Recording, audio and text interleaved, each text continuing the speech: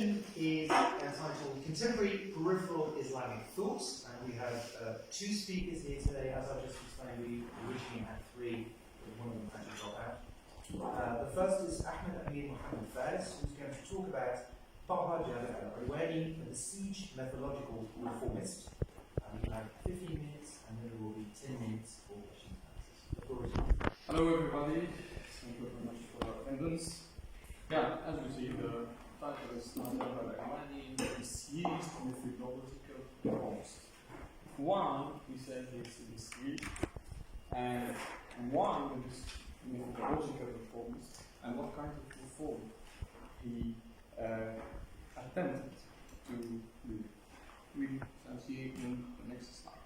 First of all, in order to know the thinker or faqih or jurist, we have to know the genesis of his background. So Ṭaha Jāber al-ʿUlwānī was born in 1935 in Fallujah, southeast of Iraq. He studied his primary and preparatory school, if we may put it like that, in affiliated schools to the mosques in Fallujah, with a rigid and traditional sheikhs or ulamas, but in Iraq and Iran we call them mullahs. During his childhood, he had a critical thinking from an early age, and in his videos on YouTube, he has a channel, he mentioned a lot of funny stories with his sheikhs while he was young. So, for example, one day the sheikh came so gloomy, and the students said, "Why are you so gloomy?" He said, "I have a daughter, I don't know for whom shall she marry." So, why I say these small things, it's important to see how he developed himself from a rigid milieu and a very traditional milieu to what we will see next. So at the age of 16, al-ʿUlwānī left Al-Fallujah, his small town, and he went to Baghdad. In Baghdad, it's a big city, it's the capital, as we know, of Iraq, and he studied, according to traditional studies, what we know which is ijazah. So he didn't study in university, he studied with the Mufti of Iraq, Sheikh al-Qaisi, and he took ijazah from him, and he studied with Sheikh Amjad al-Zahawi. And Sheikh Amjad al-Zahawi is from Zahara, from Kurdish origin, and he was a big scholar, one of the big scholars in the Hanafi mazhab. And he influenced al-ʿUlwānī in political and ethical side, because he was studying with him in kind of halqa, and some people came from the government to ask Sheikh al-Zahawi to be nominated as the Mufti of Iraq. But Sheikh al-Zahawi refused and rejected, because he considered that the new regime in Iraq, it's a military regime and leftist regime, and he said, "I will not take it." And when the people came, they told him, "Please, we want to talk alone. People don't know, let al-ʿUlwānī see us." So al-ʿUlwānī was influenced by Sheikh al-Zahawi not only from ethical things and scholarship in the Hanafi mazhab, but also from political political wise. In 1953, he moved to Egypt to study in Al-Azhar. But in Al-Azhar, they rejected his ijazah. So they told him, "You have 2 weeks to study in order to get Sanawiyya Azhariyya." He studied and he passed. Then he took his bachelor degree, master's degree, PhD degree from Al-Azhar. And his PhD title was, he worked on the magnum opus or the major work of Fakhruddin al-Razi al-Mahsūd. And this is a very important book, and he edited this book in 6 volumes. Because this book is a compilation of major 5 works of Ash'ari and Mu'tazili and other schools. Al-ʿUlwānī started his reformist dream through political activism. So he was a founder and a member in the Iraqi Islamic Party. But now, if we go to research in the sites of this, they neglect him now because he wasn't on good terms with Muslim Brotherhood and the political party. So they skipped his name as a founder. He was an opponent of Abdul Karim al-Qasim, and he met him because he was jailed, and he met him and he had discussions with him. And al-ʿUlwānī was a conscript in the Iraqi military, and he was teaching as well in the military academy. Then, in 1970, al-ʿUlwānī was sentenced to this, but he wasn't in Iraq. He fled Iraq 1 year before because he was involved in a plot or coup d'etat supported by Iran against the Ba'athist regime. He fled to Egypt to finish his PhD, and then after a while he went to Saudi Arabia. Now, we move to the epistemological and intellectual reform, because al-ʿUlwānī, after this point, he decided that I will abandon the political activism as a tool for reform. And he decided to focus on the epistemological and intellectual reform. But he faced a lot of challenges and hurdles that we see. First, he was a professor at Muhammad ibn Saud University in Saudi Arabia, and they negotiated with him 4 years or 3 years because he wore no beard. Then they accepted him. And they had a problem with him because he was smoking cigarettes. Then he got into hassles and tussles with the sheikhs, because he mocked them and he said they took them from masjids and they put professor blah blah blah and professor blah blah blah, but they don't have a really good academic quality. So he got in confrontation with the cyber mentality and rigid mentality of Salafs. For example, he criticized Ibn Taymiyyah because Ibn Taymiyyah quoted the arguments of Ash'ari to attack Mu'tazilis, and then he did the vice versa.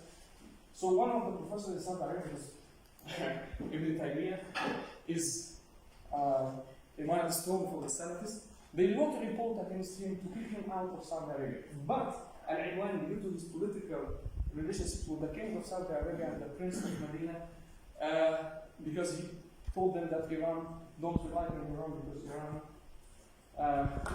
didn't help us when we staged the coup d'etat, and so he had a good relationship. This is what protected al-ʿUlwānī. Then he realized that Saudi Arabia is not the niche for him to spread these ideas or to teach. And even he had a problem with them because he wanted to change the curricula and to change the books that are taught in Saudi Arabia in Hanbali. So he wanted to change Kitab Zad al-Mustaqna, and he had a fight with the sheikh. He told him, sorry, you are blind and you memorize this book and you don't know the other books. so these things cannot work in Saudi Arabia. So there's a turning point now, as I said, he will move to America. He's aiming to move to America to find a room of freedom to express his ideas freely without the political people of political Islam or religious scholars. So he met Al-Faruqi, and both they founded the IIIT, the International Institute of Islamic Thought. And afterwards, the aim of the institution is to emancipate themselves from the Western academia and from the political pressure in the Muslim world. So they want to make a new epistemology by combining what al-ʿUlwānī says in his hypothesis theory, al-jamዕ بين القراءتين. قراءة الوحي, revelation, and the kawn. And the kawn means that the real world, it means to bind social, natural sciences again with Sharia, as the classical Muslim scholars were doing so. Because there were no this dichotomy, this Western dichotomy of knowledge wasn't in the Muslim tradition. So he's trying to get it back because, for example, he says we in Al-Azhar, we don't study the sociology of knowledge, علم اجتماعي المعرفة. So we don't know the context of fatwas or the context that produced this literature. And this very dangerous in taqlid. And we will see how he attacked Muqallid and so on. But he spent in America 25 years. By the way, he was a visiting professor at Strasbourg, the University of Strasbourg. He founded the University of Ṭaha, and then they changed its name. I don't know the name.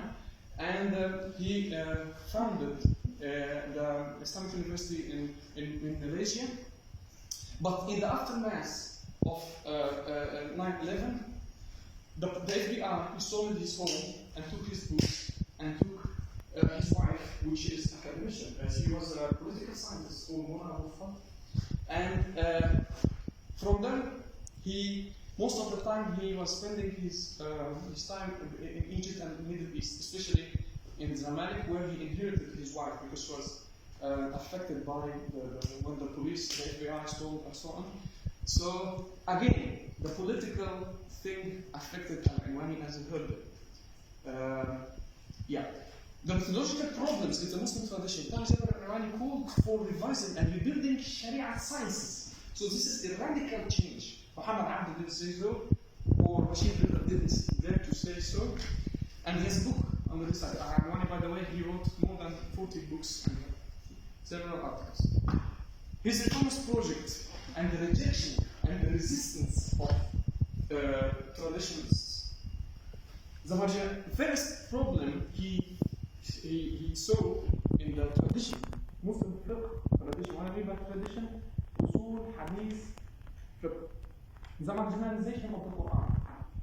As Usuli, he said, Usul al-fiqh was not based on the Quran, it was based on Quran as shawahid, second hadith, as a second source, and then ijma' qiyas, and he rejected all these things, and he said in Al-Azhar, we studied the items of Usul al-fiqh since the 4th century till now reached 53, and you cannot build a formal system like this.